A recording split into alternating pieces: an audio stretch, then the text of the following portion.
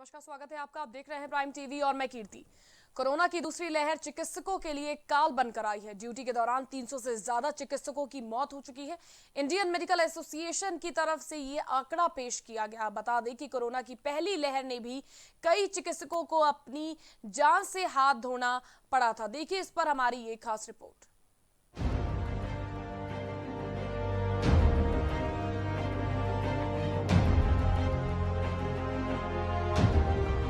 Corona की दूसरी लहर में बड़ी संख्या में डॉक्टर संक्रमित हुए हैं। इस वजह से देश भर में दूसरी लहर में 338 डॉक्टरों की मौत हुई है। इंडियन मेडिकल एसोसिएशन यानी आईएमए ने दावा किया है। आईएमए के अनुसार दिल्ली में ही 73 डॉक्टरों की मौत हुई है। सबसे अधिक बिहार में 97 डॉक्टरों की मौत हुई है। हालांकि स्वास्थ्य विभाग ने इस दावे की पुष्टि नहीं की है। आईएमए के अध्यक्ष डॉक्टर जे जयलाल ने कहा है कि एसोसिएशन की शाखाओं से मिली जानकारी के अनुसार यह आंकड़ा जारी किया गया है। इससे पहले 18 मई को आईएमए ने कोरोना की दूसरी लहर में देश भर में जान गंवाने वाले डॉक्टरों की संख्या 269 बताई थी। बता दें, कोरोना काल में लगातार आईएमए इस बात को उठाता रहा है कि चिकित्सकों की अनदेखी की जाती रही है। अगर राज्यवार मृत चिकित्सकों की संख्या पर नजर डाली जाए तो आंकड़े चौंकाते हैं। बिहार में 97, दिल्ली में 73, यूपी में 44, आंध्र प्रदेश में 22, पश्चिम बंगाल में 15, महाराष्ट्र में 15 और उड़ीसा में 14 चिकित्सकों की मौत हो चुकी है। वहीं जिस तरह से चिकित्सकों की कोरोना काल में मौत का आंकड़ा सामने आया है वो चिंताजनक है। Desk report, prime TV.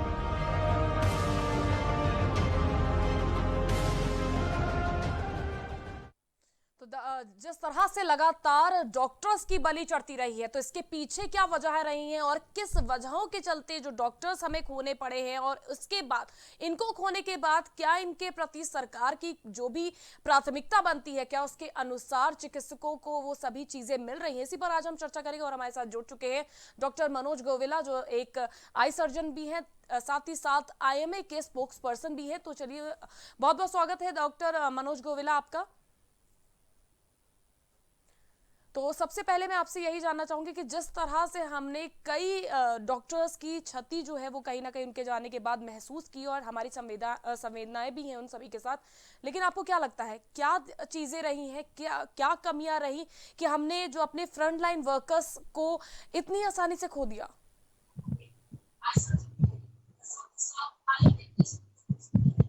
Doctor Manoj गोविला, आपको आवाज आ रही है?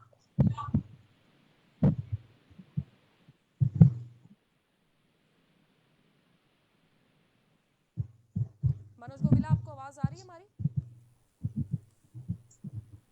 तो जिस तरह से लगातार कहीं ना कहीं हो सकता है मनोज गोविला जी हमारे साथ इस वक्त नहीं जुड़ पा रहे हैं, लेकिन आज चर्चा इसी पर हम करने वाले हैं कि कोरोना की जो पहली लहर थी उसमें भी हमने कई चिकित्सकों को खोया। उसके बाद कहीं ना कहीं दूसरी लहर आई, उसमें 338 डॉक्टर्स की बलि उस कोरोना काल में गई है, और इस 338 डॉक्टर्स की बलि हम किस तरह से पूरी कर पाएंगे, इस पर भी हम चर्चा करेंगे।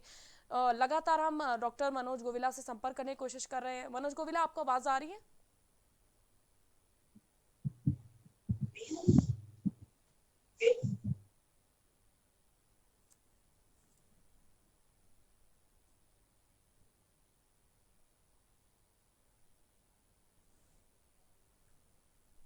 तो कोरोना की दूसरी लहर जहां आम लोगों के लिए कहर बन के आए, वहीं कहीं ना कहीं जो फ्रंटलाइन वर्कर्स थे, जो सबसे महत्वपूर्ण माने जाते थे, 2400 घंटे जो कार्यरत होके लोगों की जान बचा रहे थे, उनकी जान गई। उसके पीछे भी कई बार ये चीज रखा गया कि उन जिन डॉक्टर्स ने अपनी ड्यूटी के दौरान जान गंवाई है उनको किस तरह से मुआवजा मिलेगा, उनके घर वालों को नौकरी मिलनी चाहिए, उस पर उनको जिन्होंने अपनी जान गंवाई ड्यूटी के दौरान उन्हें 50 लाख का मुआवजा देना चाहिए। तो क्या इन सभी चीजों पर सरकार ने किस तरह का रुख किया है? और आज आईएमए द्वारा जो आंकड़े प्रकाशित किए, मैं आपको बता दूं, बिहार में 97, दिल्ली में 73, यूपी में 22, बंगाल में 15, महाराष्ट्र में 15 और उड़ीसा में 14 केसेस सामने आए हैं। वहीं मनोज गोविला से एक बार फिर हम संपर्क कर पा रहे हैं। डॉक्टर मनोज, आपको हमारी आवाज आ रही है? जी मैम। जिस तरह से डॉक्टर मनोज हम लोग ने कहीं ना कहीं अपने फ्रंटलाइन वर्कर्स की क्षति बहुत ज़्यादा इस कोरोना की दूसरी लहर में हमें देखने को मिली कि 338 डॉक्टर्स इस कोरोना काल में अपनी जान गंवा चुके हैं। तो पहली लहर में भी जब आई थी तब भी हमने कई चिकित्सक खोए, इसके बाद जब दूसरी लहर आई तो क्या हम पहले से सतर्क नहीं थे या हमने इतनी प्राथमिकता नहीं दी कि हमें अपने फ्रंटलाइन वर्कर्स को कैसे सुरक्षित रखना है? हमारी सुरक्षा व्यवस्था कहाँ रह गई उन डॉक्टर्स के प्रति? आपको क्या लगता है? देखिए, एक तो ये है कि सबसे बड़ी बात है कि ये जो कोविड-2 है, दूसरी लहर जो आई है, ये काफी व्यापक तौर से और काफी भीषण है। और इसमें जो डिटेरेशन है और पेशेंट का जो इन्फेक्शन का जो रिजल्ट है वो बहुत जल्दी आ रहा है। एक वजह तो ये है। दूसरी वजह ये है कि वैक्सीनेशन प्रॉपर नहीं हो पाया है। अभी तक जितनी भी डेथ रिपोर्टेड है उसमें करीब करीब 3% ही वैक्सीनेटेड हैं जी। और टोटल हेल्थ वर्कर करीब करीब 65 के आसपास वैक्सीनेटेड है। अब आप देखिए, वैक्सीनेशन डॉक्टर्स का करना और हेल्थ वर्कर्स का करना बहुत आसान है, इसमें कोई मतलब जटिलता मेरे को समझ में नहीं आती। लेकिन आप ये देखिए कि जो आम पब्लिक है वो कितनी, उनके लिए रजिस्ट्रेशन करना, सब करना कितना आसान है, वहीं चले जाते हैं। लेकिन डॉक्टर्स को आप देखिए कि पहले किस तरह से करना पड़ता था, सब करना पड़ता था, लेकिन उनका रजिस्ट्रेशन ही नहीं हो पा रहा। रजिस्ट्रेशन हो गया तो उसमें नाम नहीं है। अरे जितने भी डॉक्टर्स हैं वो सब जो हैं इंडियन मेडिकल काउंसिल से रजिस्टर्ड हैं, सबका एक नंबर है जी। ऐसे ही जितनी भी नर्सिंग स्टाफ है उनका इंडियन नर्सिंग काउंसिल से है, उनका नंबर है। ऐसी और काउंसिल्स हैं, फार्मेसी काउंसिल है, सबका है। तो वो उसको डाटा को लिंक कर कि भैया वो अपना नंबर दे दो और तुम्हारा वैक्सीनेशन हो जाता है। बिल्कुल। तो इस तरह से सबका वैक्सीनेशन है। डॉक्टर्स को मुझे भी एज अ डॉक्टर मैंने अपना नहीं कराया, लेकिन जब बाद में जब जनरल पब्लिक के लिए खुला तब मैंने अपना वैक्सीनेशन कराया। तो मेरे को लगता है कि सरकार को या तो ठीक से सजेशन या क्या, कहीं ना कहीं कुछ ना कुछ कमी रह जाती है, क्योंकि सारे क्रियान्वयन करने के लिए जैसे हमारे माननीय प्रधानमंत्री और मुख्यमंत्री जी जो हैं सारे आवाम से सजेशन लेते हैं और उनका ऑफिस लेता है। उसके बाद जो है वो फिर उसका एक पॉलिसी बनाता है और उस तरह से सब वो क्रियान्वयन होता है। तो ये मैं एक समझता हूँ एक वजह है। तीसरी वजह ये लगती है कि हो सकता है कि जो संसाधन है, जो प्रोटेक्टिव गियर है, वो शायद प्रॉपर सबको नहीं मिल पाया है, सबको नहीं कर पाया है। दूसरी बात आप ये देखिए कि ज्यादातर जो है एक यंगर और मिडिल एज ग्रुप जो है वो इफेक्ट हुआ है। तो आप ये देखिए कि जिस तरह से एक इंसानी फितरत है कि कोई भी चीज करनी है तो उसको हम लोग करते हैं, रिजल्ट ओरिएंटेड करते हैं कि हमको इसका रिजल्ट मिलना है, हम आगे से आगे बढ़कर करते हैं। जैसे हमारा सेना का जवान जो है उसको जीत हासिल करनी है एट एनी कॉस्ट, तो वो आगे बढ़ता है, सब करता है, गोलियों की बौछार, किसी चीज की भी परवाह नहीं करता है। उसी तरह डॉक्टर्स भी यही करते हैं और वो ज्यादा से ज्यादा जल्दी से जल्दी मरीजों को तकलीफ हो गई, कुछ हो गई, या गैस कर रहा है या उसको हो रहा है, तो डॉक्टर्स बाकी सब चीजों संसाधन का नहीं वेट करेंगे, वो तुरंत पहुंच जाएंगे।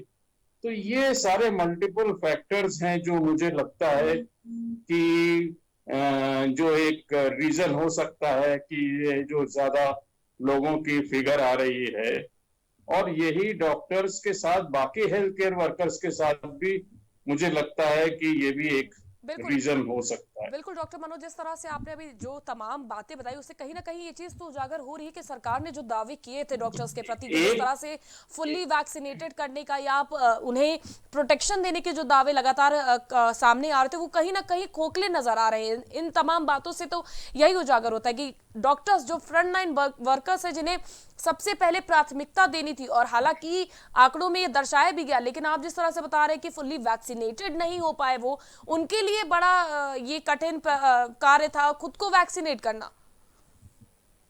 अब नहीं, देखिए ये भी कहीं ना कहीं मुझे लगता है कि कुछ ना कुछ कहीं ना कहीं लोचा है, कहीं पर कुछ गैप है, कहीं कम्युनिकेशन गैप है, बिल्कुल। या मॉनिटरिंग नहीं है, या प्रॉपर सिस्टम डेवलप नहीं है, कुछ ना कुछ। नहीं तो ये चीज इतनी मुश्किल नहीं जितनी इस वक्त हो गई है।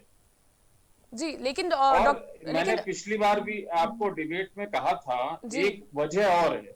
जी वो वजह मुझे साइकोलॉजिकल ज्यादा लगती है कि अब आप ये देखिए कि जो डॉक्टर या जो भी हेल्थ वर्कर है, जिस अस्पताल में काम कर रहा है, उसी अस्पताल में उसको बिस्तर नहीं मिलता है, उसका इलाज नहीं होता है।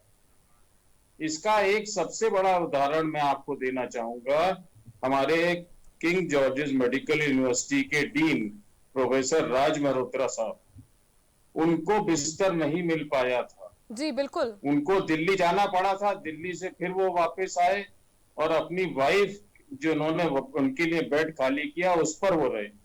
तो ये मैं इसके लिए वहां के लोगों को दोषी नहीं ठहराता, मुझे लगता है सिस्टम की गड़बड़ी है। अब आप ये देखिए, अब आप उनको ये नहीं मिलता है, प्लस उनके जो भी फैमिली मेंबर्स हैं सब हैं, उनकी देखभाल वो कर नहीं सकते। उनकी देखभाल के लिए शासन प्रशासन ने कोई इंतजामात किए हुए हैं ये मुझे नहीं पता।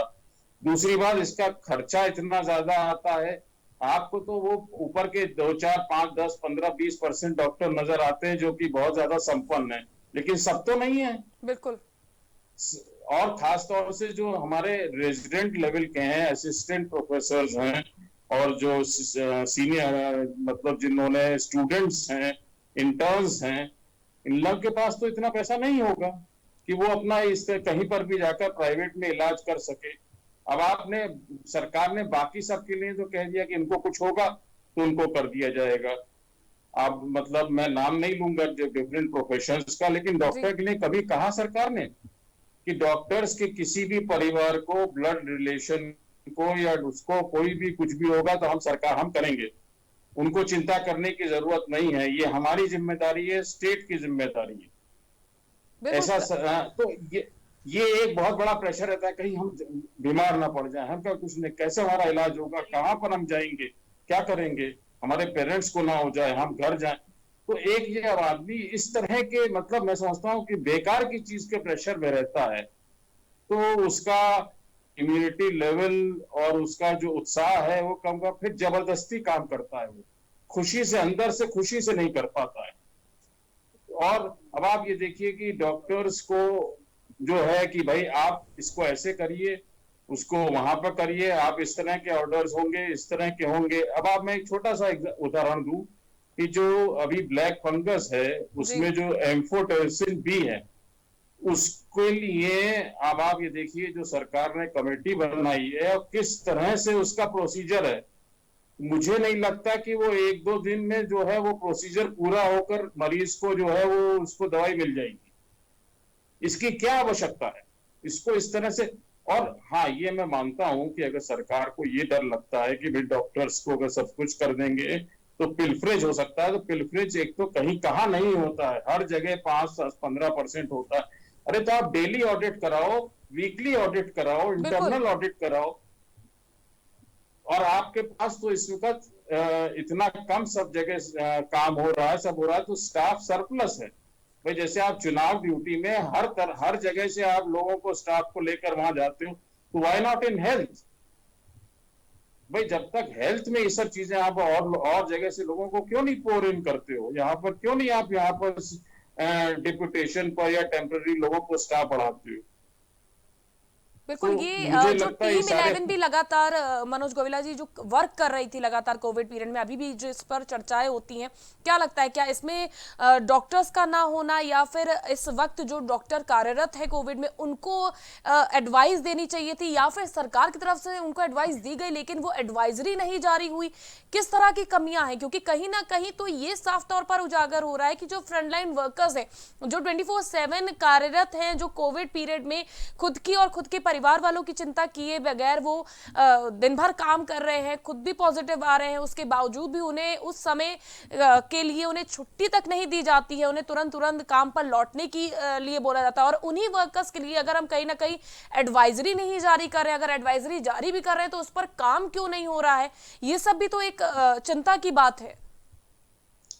ये वही तो उनके साइकोलॉजिकल प्रेशर में ये सब चीजें तो आती हैं जी कि भाई अगर सरकार ने अनाउंस कर दिया, लेकिन मैंने ये माननीय मुख्यमंत्री जी को, प्रधानमंत्री जी जी को बिल्कुल, भी पत्र और लिखे गए उनके हैं। ऑफिस को मैंने ट्वीट किया है, ये बताया है कि आप एक सिस्टम डेवलप करिए जिसकी की मॉनिटरिंग हो, कोई भी हो, आप किसी को भी डिप्यूट करिए, लेकिन उसकी मॉनिटरिंग और जिसका एक्शन टेकन रिपोर्ट होती है वो डेली आप तक आए कि भाई ये काम हुआ तो कितना हुआ, नहीं हुआ तो क्यों नहीं हुआ, कब तक होगा।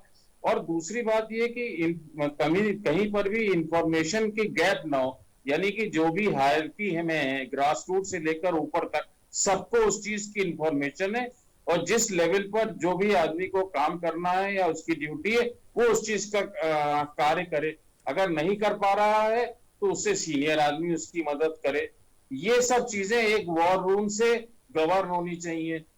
तो ये मैं शुरू से ही कह रहा हूं, और जब तक ये चीज सिस्टम नहीं होगी तब तक मैं समझता हूं हेल्थ का, देखिए माननीय मुख्यमंत्री जी बराबर सब चीजें कर रहे हैं, देखिए पीडियाट्रिक आईसीयू के लिए भी कर रहे हैं, सब कर रहे हैं, लेकिन एक प्रॉपर जब तक सिस्टम जो कि वहां से लेकर सीएमओ ऑफिस यानी सीएम ऑफिस तक जुड़ा हुआ नहीं रहेगा, तब तक मैं समझता हूं कि कमियां रहेंगी। बिल्कुल मनोज और कोविला जी, लोगों को समस्याएं हो रही है, कमियां भी हैं, लेकिन ये कमियां इसी वजह से है क्योंकि हमने समय रहते उन चीजों पर गौर नहीं किया जो हमें कर लेना चाहिए था। पहली लहर आई तब भी ऑक्सीजन की कमी कहीं ना कहीं दर्शाई जा रही थी, लोगों को वेंटिलेटर पर जाना पड़ रहा था। तो क्या दूसरी लहर के लिए हम सचेत नहीं थे? क्या हमें ये नहीं पता था कि दूसरी लहर आएगी तो ऑक्सीजन की कमी और ज्यादा बढ़ने वाली है, वेंटिलेटर्स की कमी और ज्यादा बढ़ने वाली है? लेकिन सरकार लगातार कहती रही कि हमारे पास सारी सुविधाएं हैं, हम पूरी तरह से अब तैयार हैं दूसरी वेव के लिए भी, और अब थर्ड वेव के लिए भी वो पूरी तरह से कह रहे हैं हम तैयार हैं। लेकिन जो हम क्षति महसूस कर रहे हैं डॉक्टर्स के जाने पे, क्योंकि हमें पता है कि चिकित्सा व्यवस्था भारत की कैसी है, और 10,000 जो मरीज है उस पर एक डॉक्टर वर्क करता है। तो कोरोना टाइम पर भी हम किस तरह से 24/7 डॉक्टर्स ने कार्य किया, इतने मेंटल प्रेशर होने के बावजूद उन्होंने कहीं ना कहीं अच्छी छवि के साथ और अच्छे अच्छे वीडियोस भी हमें उत्साहजनक देखने को भी मिले। लेकिन आपको क्या लगता है कि जो इस वक्त जो स्थिति है उस पर सरकार की सबसे बड़ी लापरवाही है, या फिर हम ये मान लें कि वैज्ञानिकों ने सचेत नहीं किया जिस तरह से कि ऑक्सीजन की कमी किस तरह से किल्लत आने वाली है और हमें किस तरह से उसको पूरा करना है, चाहे वो फ्रंटलाइन वर्कर्स हों या फिर हमारे आम लोग हों? देखिए, किसी चीज की भी इतनी कमी नहीं होती जितनी लगती है और दिखती है। जी, वो कमी पैदा हो जाती है, पैदा कर दी जाती है। तो उस कमी को असल में ये इस तरह से है कि सरकार को या किसी को भी इस बात का अंदाजा नहीं था कि इतनी ज्यादा मात्रा में चीजों की जरूरत होगी। और सरकार भी देखिए खुद तो हर जगह मौजूद हो नहीं सकती, जैसे भगवान मौजूद नहीं रहते हैं हर जगह, लेकिन वो किसी ना किसी को माध्यम बनाते हैं। बिल्कुल। तो सरकार को जो ये माध्यम बनाया है, जो कोई भी माध्यम बताया, वो मुझे लगता है कि उसमें कहीं ना कुछ कमी है। एक तो जो भी टेक्नोक्रेट्स हैं वो शायद जो भी हमारे प्रोफेशनल्स हैं उनको इन्वॉल्वमेंट उनका कम है, और जो भी इन्वॉल्व हैं वो उनके ऊपर देखिए कुर्सी पर बैठे हुए हैं, तो कुर्सी की अपनी अलग गरिमा भी होती है, अपना रिक्वायरमेंट होता है, अपनी जरूरतें होती हैं, अपनी मजबूरी होती है, तो उसके तहत भी वो बहुत सारी चीजें नहीं कह सकते। दूसरी बात, एक व्यक्तिगत चीज है कि भाई जो तुमको हो पसंद वही बात हम करेंगे जी। एक ये टेंडेंसी जो लोगों में होती है, वो मैं समझता हूं कि हर एक के लिए वो नुकसानदायक होती है। अरे जो सही है वो करिए, जो होगा देखा जाएगा। लेकिन आपका काम तो ये है कि सही चीज जो है अपने जो सीनियर हैं उनके आगे रखना, उनको बताना। इसी के लिए उन्होंने हमको लगाया, हमको बिठाया। दूसरी बात यह कि सरकार हमेशा जो है वो जो टॉप पर लोग बैठे हैं या उनको बिठा देती है और उनसे जो है सलाह मशवरा करती है। वो चुनिंदा 1 या 2 या 4 या 5 10 15 20 50 100 लोग होंगे, लेकिन देश में तो 135 करोड़ की आबादी है। पूरे चारों तरफ जो है जम्मू कश्मीर से लेकर कन्याकुमारी तक हमारा देश फैला हुआ है। तो उनको हर जगह से कुछ ना कुछ इनपुट्स लेने चाहिए, क्योंकि हर जगह की एक समस्या अपनी अलग होती है। लखनऊ की समस्या अलग होगी, प्रयागराज की अलग होगी, गोरखपुर की अलग होगी और वाराणसी की अलग होगी। उसको वहां पर लोकल लेवल पर टैकल करना है, एक ही लाठी से हाँकना। अब आप ये देखिए, हेल्थ जो है वो सेंटर बनाती जरूर है, लेकिन it is a state issue और उसको स्टेट में एक्ट है, उनको ये पावर है कि उसको मॉडिफाई कर सकते। इसी तरह के जो भी पॉलिसीज जो भी बने, उसको लोकल लेवल पर जिसको भी सरकार चाहे वो उसको अपने हिसाब से मॉडिफाई कर सके और उसका वो रिजल्ट दे सके। बिल्कुल तो मॉडिफाई ये कर सकते हैं, लेकिन आपने जिस तरह से कहा कि कहीं ना कहीं सरकार के जो उच्च अधिकारी हैं वो कहीं ना कहीं बात नहीं पहुंचा पा रहे, लेकिन आप भी आईएमए के स्पोक्स पर्सन है और आपने भी जिस तरह से बोला गोविला जी की आप लगातार ट्वीट कर रहे थे और लगातार ये बताने की कोशिश कर रहे थे कि क्या कमियां हैं, किस तरह से पूरा किया जाए।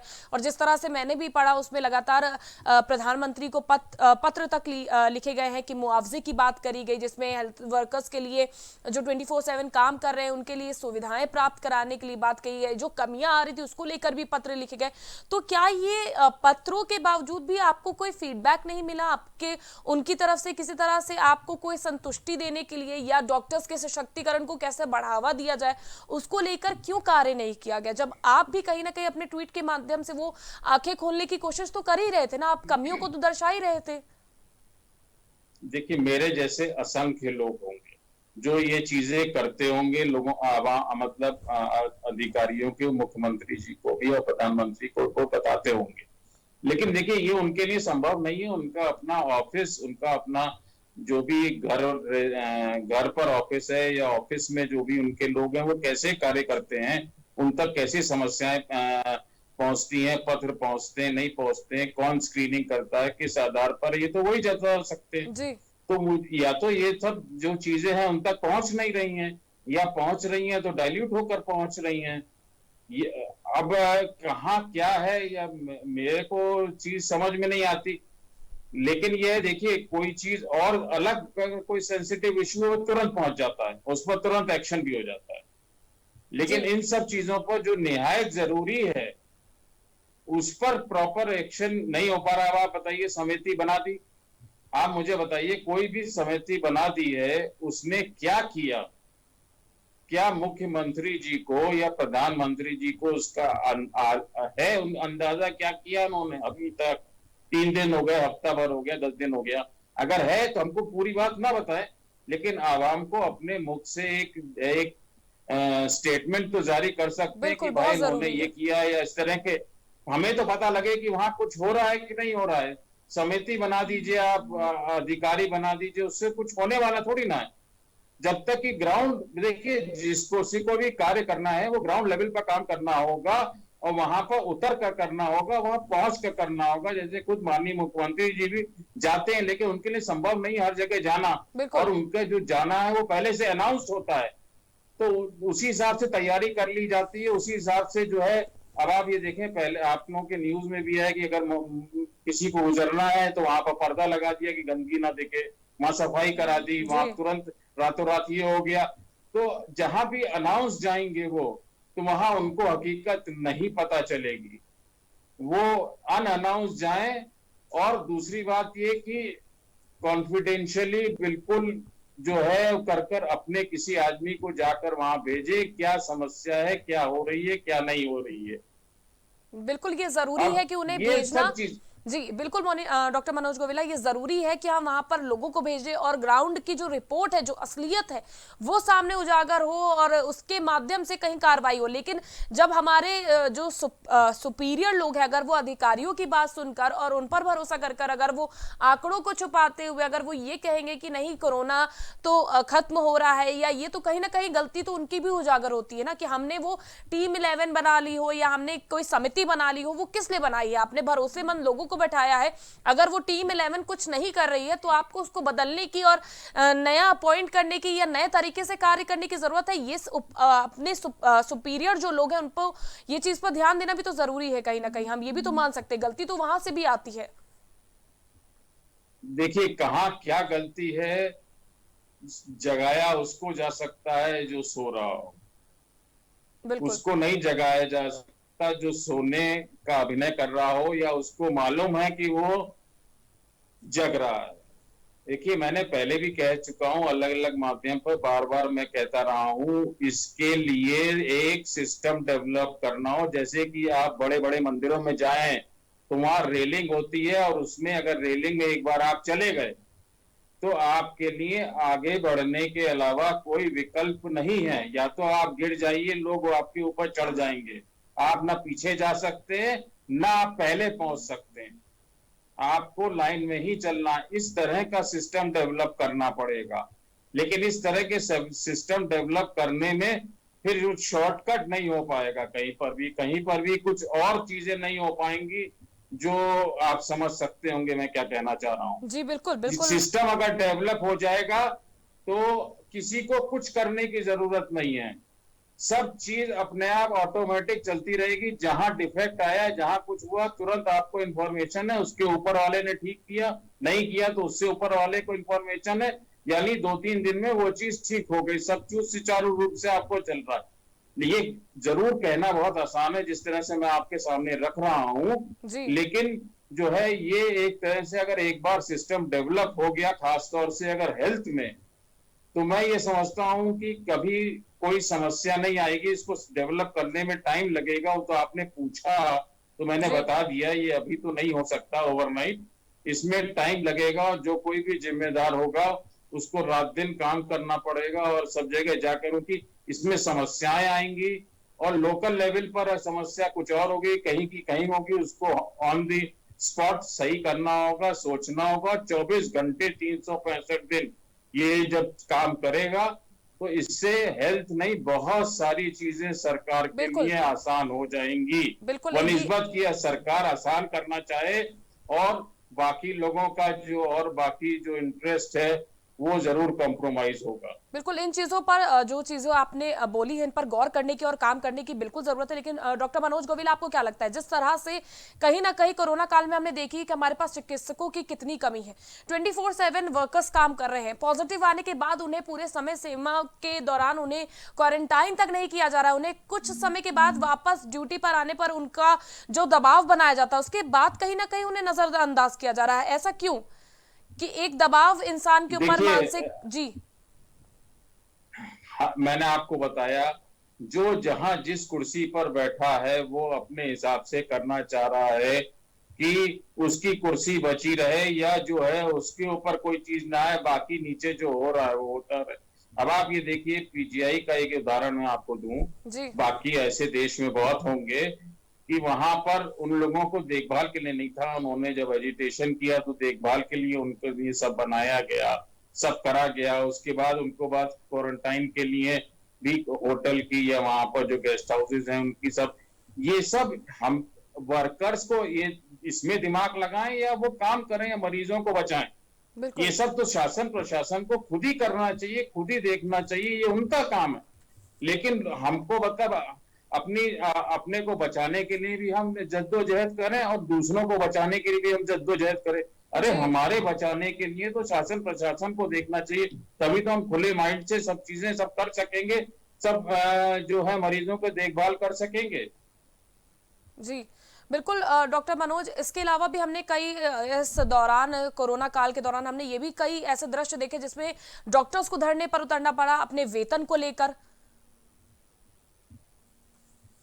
मैं यही आपसे कह रहा हूं, ऐसा क्यों?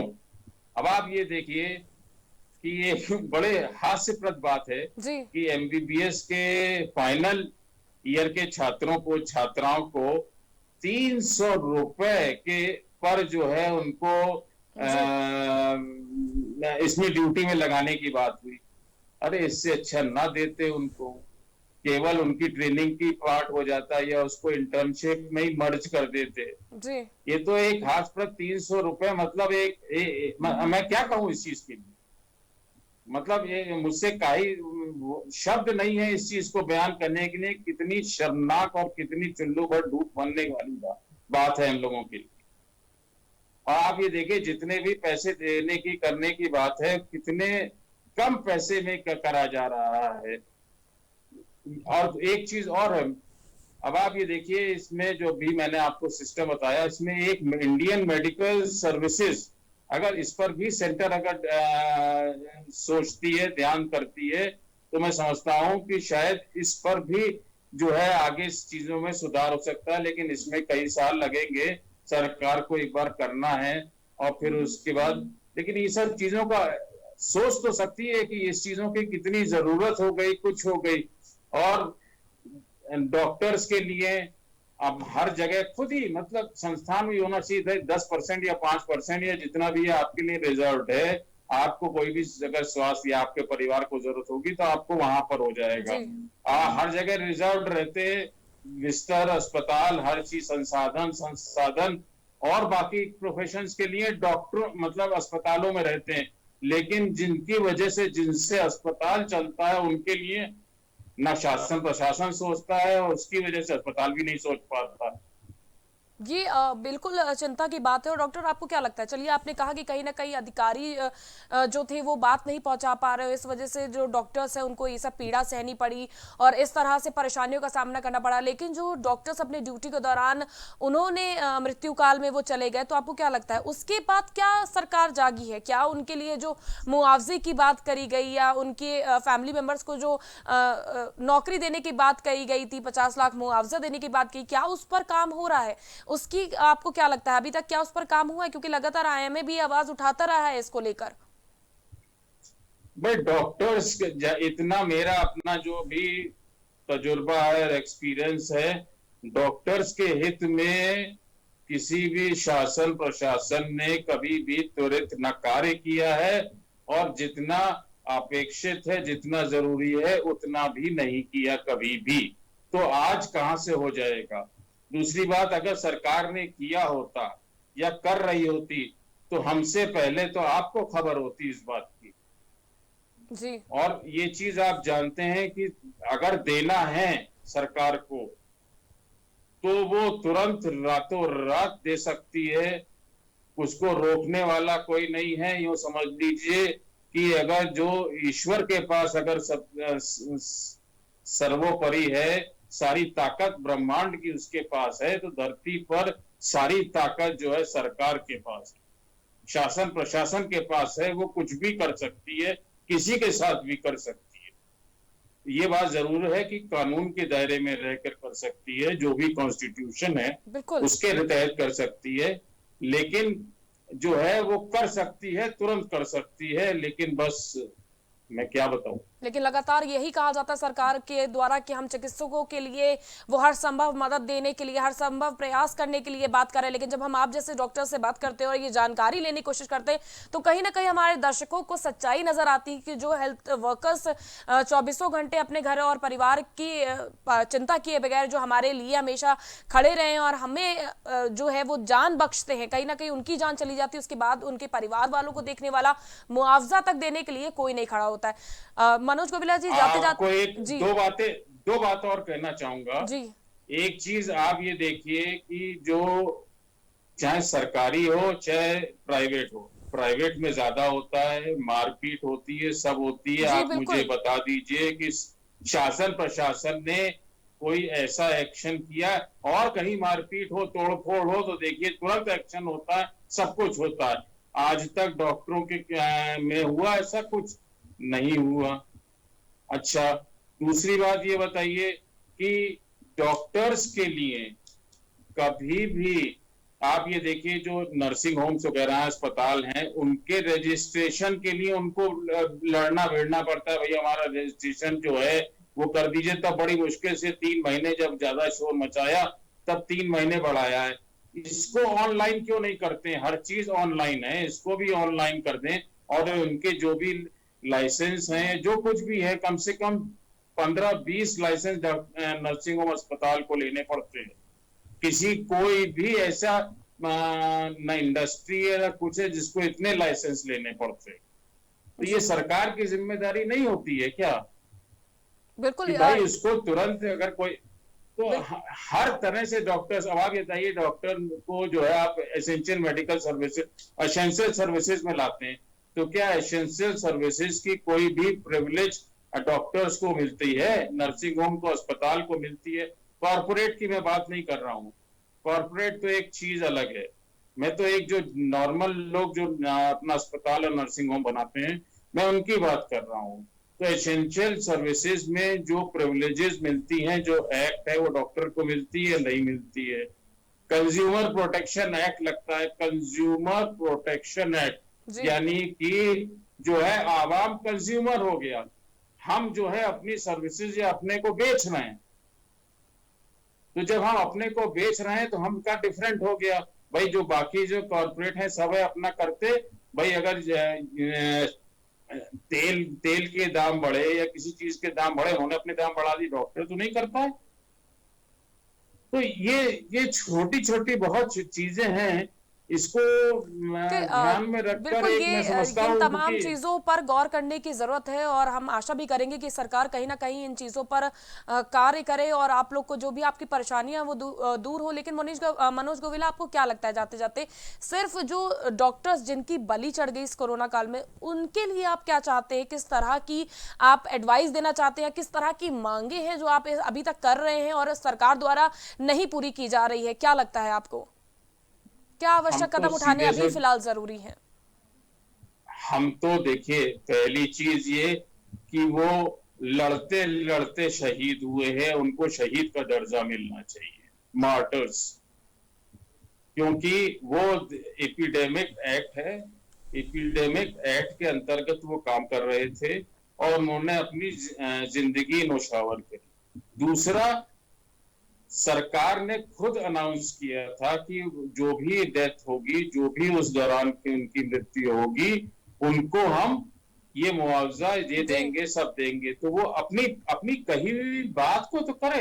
दूसरी बात, अब आप ये देखिए, वो काम कर रहा है कि साहब वो तो संविदा पर काम कर रहे थे। अरे संविदा पर काम कर रहा था तो क्या उसके खून नहीं है? उसका खून पानी है? वो डॉक्टर नहीं है, उसने जान नहीं बचाई लोगों की। इसका क्या मतलब हुआ? तो आपका एक तरीके से एस्केपिस्ट वाली बात हुई ना, कि जितना बच जाए यार, जितना छुटकारा मिले उतना अच्छा, जितना कम से कम देना पड़े, जितने कम से कम की जिम्मेदारी हो। इसका मतलब तो यही हुआ ना जी। भाई संविदा पर हो, किसी भी तरीके से हो, आपने 1 घंटे के लिए बुलाया हो, 2 घंटे के लिए, 2 दिन के लिए बुलाया हो, लेकिन उसने तो कोरोना के टाइम पर काम करते हुए अपनी जान गंवाई। बिल्कुल। तो ये सब चीजें सरकार को देखनी समझनी पड़ेंगी और इसका एक दीर्घकालिक लॉन्ग टर्म प्लानिंग कर और सब चीजों को ओवरऑलिंग कर करना पड़ेगा। और जब तक ये बीच से एक स्पोरेडिक रैंडम, जिसे कहते हैं ना, जब रिसर्च भी होती है तो रैंडमाइज्ड होती है, वैसे ही जो कमिटीज में भी जो है, या जितने भी जो इनके भी जो सजेशन देने वाले या सब है, इन लोगों को भी रैंडमली इनको पिकअप करना पड़ेगा। बिल्कुल बिल्कुल मनोज गोविला जी, आप हिसाब जी जो भी आपने तमाम बातें कही वो बिल्कुल गौर करने वाली है और उन पर तमाम कार्य करना चाहिए। और मैं आशा यही करती हूँ कि सरकार भी इस ओर ध्यान दे, क्योंकि जो हमारे फ्रंट लाइन वर्कर्स थे, जो जिन्होंने हमारे लिए कार्य करते हुए, हम लोग हमारे अपनों की जान बचाते हुए खुद की जान न्यौछावर कर दी, उनके लिए भी कहीं ना कहीं सरकार को ये देखना चाहिए और सुनिश्चित करना चाहिए कि क्या वो जो भी चीजें उन्होंने बोला है मुआवजे की, वो क्या मिल पा रहे हैं, उन्हें वो सुविधाएं मिल पा रही हैं, इस पर भी गौर करने की जरूरत है। बहुत बहुत शुक्रिया डॉक्टर मनोज गोविला हमारे साथ जुड़ने के लिए। तो हमारे साथ आज जुड़े थे डॉक्टर मनोज गोविला, जिनके साथ आपने जाना कि किस तरह से जो फ्रंटलाइन वर्कर्स, जिन्हें हम कहीं ना कहीं कोरोना योद्धा के नाम से सम्मानित करते हैं इस वक्त, और उनकी सबसे बड़ी अहमियत उनको प्रदान करते हैं। और सरकार लगातार ये दावे करती आई है कहीं ना कहीं कि वो फुल्ली वैक्सीनेटेड है, लेकिन जब हम इस तरह से आपके सामने वो लोग लेकर आते हैं जिन्हें ग्राउंड लेवल की सच्चाई पता होती है, तो कहीं ना कहीं सरकार सरकार की पोल साफ तौर पर खुल जाती है कि हमारे फ्रंटलाइन वर्कर्स जो दिन रात मेहनत करके और खुद की जान की परवाह किए बिना आपके अपनों की जान बचा रहे हैं, और कहीं ना कहीं वो कोरोना समय में उन्होंने सबसे ज्यादा अपना योगदान दिया, उनके लिए सरकार क्या कर रही है, हालांकि ना के बराबर शायद तक कुछ नहीं कर रही है। तो उन्हें ये है कि सरकार को ध्यान देना चाहिए। और इस तरह से जो 338 मौतें हुई हैं, ये मात्र एक आंकड़ा नहीं है, ये उन परिवारों से जाके पूछिए जिन्होंने अपने भाई बहन बेटा न जाने बेटी और किन किन को खोया है। फिलहाल के लिए बस इतना ही। हम फिर हाजिर होंगे देश और दुनिया की तमाम खास खबरों के साथ और ऐसे ही किसी नए मुद्दे के साथ। आप कहीं मत जाइएगा, बने रहिए हमारे साथ और देखते रहिए प्राइम टीवी।